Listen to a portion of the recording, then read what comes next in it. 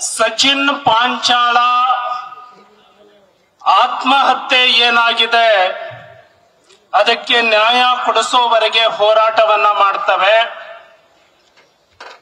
ಖರ್ಗೆ ಕುಟುಂಬ ಕಲಬುರಗಿಯಲ್ಲಿ ಏನು ಕೋಟೆಯನ್ನ ಕಟ್ಟಿಕೊಂಡಿದ್ದಾರೆ,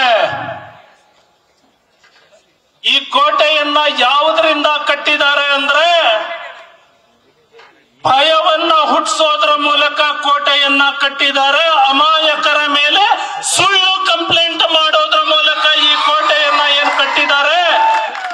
ರಾಜ್ಯ ನಾಯಕರು ಎಲ್ಲರೂ ತೀರ್ಮಾನ ಮಾಡಿದ್ದಾರೆ, ಖರ್ಗೆ ಕುಟುಂಬ ಕಲಬುರಗಿಯಲ್ಲಿ ಕಟ್ಟಿರುವಂತಹ ಈ ಕೋಟೆಯನ್ನ ಕುಟ್ಟಿ ಪುಡಿ ಮಾಡ್ತವೆ, ನಿಮ್ಮ ಸಾಮ್ರಾಜ್ಯವನ್ನ ಅಳಿಸಾಕ್ತವೆ ಅಂತ. ನಾವು ನೀವು ಎಲ್ಲರೂ ಸೇರಿ ಖರ್ಗೆ ಅವರ ಮನೆಗೆ ಮುತ್ತಿಗೆ ಹಾಕ್ಲಿಕ್ಕೆ ಹೋಗೋಣ. ಆ ಸಚಿನ್ ಪಾಂಚಾಳ ಕುಟುಂಬಕ್ಕೆ ನ್ಯಾಯವನ್ನ ಕೊಡಿಸೋಣ.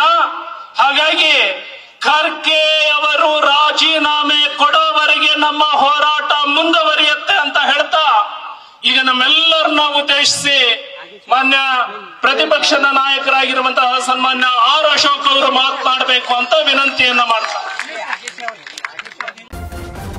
ನ್ಯೂಸ್ ಫಸ್ಟ್ ನಿರ್ಭೀತಿಯಿಂದ ನಿಮ್ಮ ಪರವಾಗಿ.